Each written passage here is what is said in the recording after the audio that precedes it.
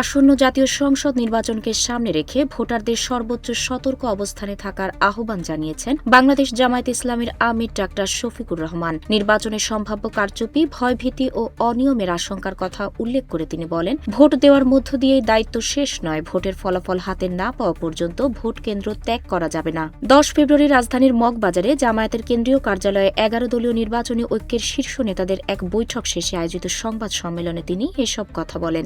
সংবাদ সম্মেলনে ডাক্তার শফিকুর রহমান বলেন, যারা জনগণের রায়ের মাধ্যমে পরাজয়ের আশঙ্কা করছে তারাই নির্বাচনকে প্রশ্নবিদ্ধ করতে নানা কৌশল অবলম্বন করতে পারে। ভয়ভীতি সৃষ্টি, গুজব ছড়ানো এবং মিথ্যা অপবাদ দিয়ে ভোটারদের নিরুৎসাহিত করার অপচেষ্টা চালানো হতে পারে বলেও তিনি আশঙ্কা প্রকাশ করেন। তিনি বলেন, যারা পরাজয়ের ভয়ে ভীত সন্ত্রস্ত তারা আতঙ্ক সৃষ্টি করতে পারে। এসব ষড়যন্ত্র মোকাবেলা করেই আপনাদের ভোটাধিকার প্রয়োগ করতে হবে। সংবাদ সম্মেলনে জাতীয় নাগরিক পার্টির আহ্বায়ক নাহিদ ইসলাম, বাংলাদেশ খেলাফত মজলিসের আমির মাওলানা মামুনুল হক সহ 11 দলীয় নির্বাচনী ঐক্যের শীর্ষ নেতৃবৃন্দ উপস্থিত ছিলেন।